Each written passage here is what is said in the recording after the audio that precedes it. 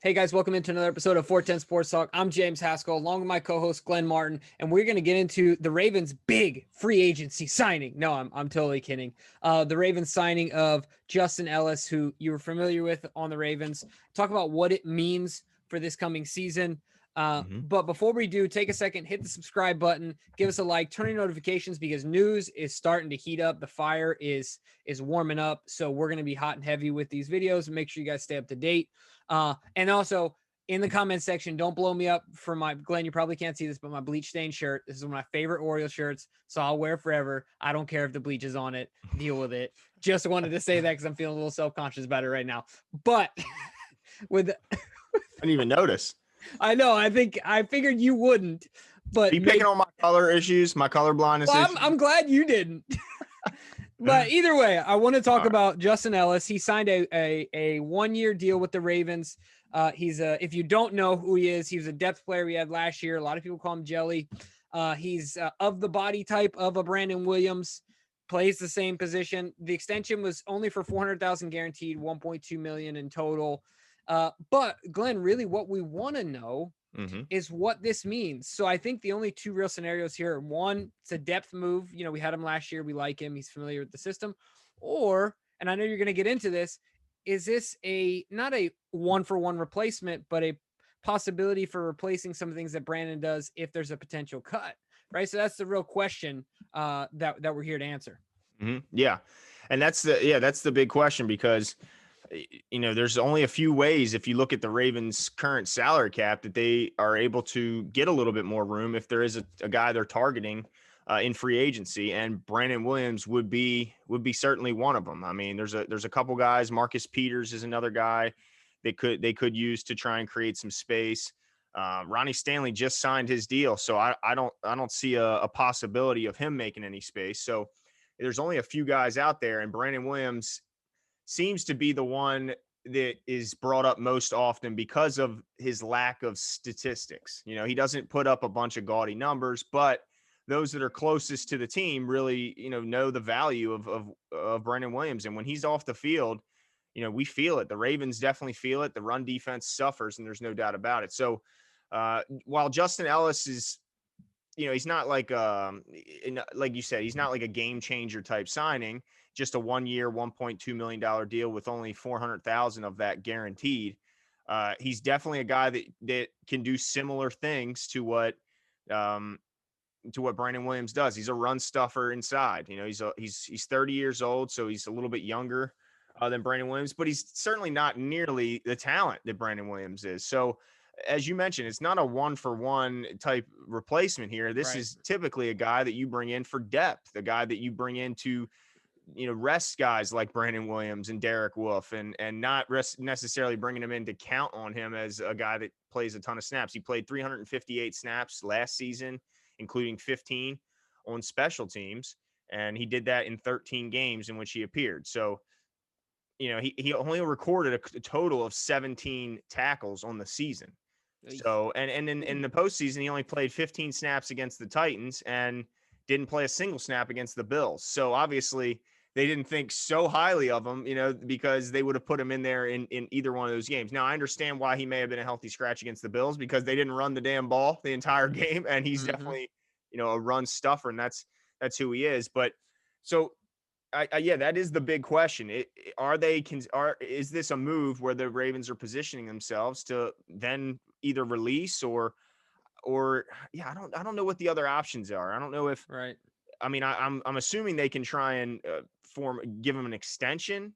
I guess that would be. Yeah, I think that the extension is probably the way that they would go with Brandon in order to. So I think that you can accomplish two things in my mind with the extension, even if the last year is a throwaway year that both the guys know about, right? Both parties, but you can increase his guarantee money, right? And then you can lower his cap hit. So both parties can really win here in this scenario. It comes down to, the dead money hit, if I'm not mistaken. Brandon's overall cap this year is what, 14 and change, his cap hit? Almost 14 and a half. Yep. Yeah. And it's the third highest on the team. Yes. Behind Stanley and Marlon. let me see here. I believe it's Marlon, but I don't want to. Calais. Oh, Sorry, you're right. Calais. Yeah. Yeah, because I guess Marlon's deal, let's see, he's going into his 5th year. Yeah. So his is only at 10 million. I'm sure he'll be in the top 3 next season. Yeah, certainly. So with that said, if they can find a way to do that and appease him while also lowering the cap hit, I honestly think that's the most likely scenario. I think that Brandon Williams is going to be worth to the Ravens or another team anywhere between 8 to 12 million for the next 2 to 3 years. Mm-hmm. So I think that if the Ravens, even with his lack of stats, I mean, he's just really good at what he does. Yeah. I mean, he sets and in some occasions he resets the line of scrimmage so well that it's really, you don't find guys like that walking around on the street. To me, it reminds me, maybe not to the same extent, but he reminds me a lot of Vince Wilfork. Yeah. Yep.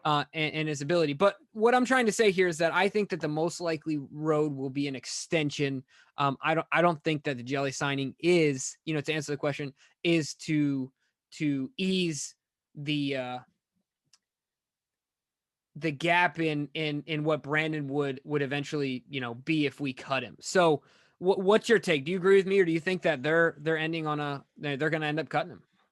I think I'm hopeful that you're right, and I think you're right because he's in his last year of his deal. I'm sure he would prefer to stay as a Raven as long as it's possible. He's not terribly old. He's only 32 years old, and when you think, consider where Calais Campbell is, he's 4 years older, 3 years older, and he's making even more money. So my question, so I agree with you. I think Brandon Williams is a prime candidate for an extension. I don't see why not. I mean, he's a Raven.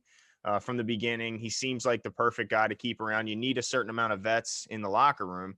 But my whole thing is Calais Campbell's another guy. Now he's older, and that's I guess the big concern. But he's another guy in the last year of his contract. He carries an even bigger cap number with 16. Now he's not really an option to cut because he would cost you 10 million in dead money. But he is very much an option to extend if you're willing to take a risk on a guy that's 35 years old. So do you, if given the choice between the two to extend or both, what would you decide? Would you try and get both of them extended or just Brandon? Yeah, it's interesting because there's a give and take, right? Because if you get the extension done with both of them, then you open yourself up for more money this year to make a play on maybe up to 10 million, maybe. Right. So you open yourself up for an opportunity. So you wonder how Eric DaCosta does it. Does he say, okay, who's a guy that I want to go after that's going to motivate me to do that? Or does he do that first and then say, now let's go find a guy? But if I think that right now it would be, I think you're okay extending both of them because I think Calais, you can extend one more year, but with Calais, it really depends on how much. To me, you got to have that conversation. How much longer do you want to play? So if you want to play one more year, let's give you one more year and then we can lower your cap hit. And I guess you have the same conversation with Brandon, but like you said, Calais is at least 3 years older. I think he's going to be 35, if not already 35 right now. Yeah. Yes. So, and I realize their body types are different, but nonetheless, 3 years is 3 years. And so, especially when you're talking football years, right? They're like dog years. And when you're talking interior defensive lineman football years, they don't necessarily need to be fleet of foot, but I don't think there's a position that has more contact involved than D tackle. Yeah, persistent contact. Yeah, every single play. And let me point this out to you, Jimmy. When I look at PFF and I pull up the rankings for interior defensive linemen, at 27 is Calais Campbell. And then if you go down to 40, tied at 40 is not just Brandon Williams, but Justin Madubuike was tied at number 40 as far as rating interior defenders. And he does it in a little bit different way, but he's no slouch against the run, but he definitely brings more to the pass rush game. So any chance that Madubuike was brought in, when he was drafted with the thought process of replacing Brandon Williams with a guy who can do similar things, but bring a little bit more to the pass rush for a much cheaper price. And I think you remember when he got healthy and was playing a lot down the stretch, he was putting in some good reps. So what are your thoughts now when you hear Justin Madubuike is playing well? Yeah, that's a good point that I initially thought of. And one of the things that makes me think of the Eagles are the most expensive. They're 31st in the salary cap last year and the oldest team. So I don't want to, to respond to your comments, I don't want to end up there. Right. So it does make me think, that does give me cause to pause and say, okay, well, let's bring a Wolf back and let's go in with Metabike and Calais, right? Mm-hmm. But Brandon would incur $7 million in dead cap money as well. Yeah. So, man, it's so tricky for me. If you can find a way to lower his cap hit this year, say, what is that? It's at 14 to like 10 and give him one more year Mm-hmm. and do the same sort of thing. Maybe Clay is not quite down to 10, but like 12 and Mm-hmm. give him one more year. I think I would be okay with that. But now that, you brought up a good point. I don't want to get old and expensive. Yeah, and I think also what this could be pointing to is that Derek Wolfe isn't going to be back. I mean, Right. as I'm bringing up the rankings, he was ranked 50th in the league, and he did it in a way which was kind of surprising. He was very heavily rated or highly rated in his run defense, but much lower in his pass rush, which I think people were kind of expecting to see a little more pass rush because last year in Denver, I think he had like 6 or 7 sacks. It was his highest sack total of his career. So they were hoping to see a little bit more of that, but he really became a beast in the run game. Mm-hmm.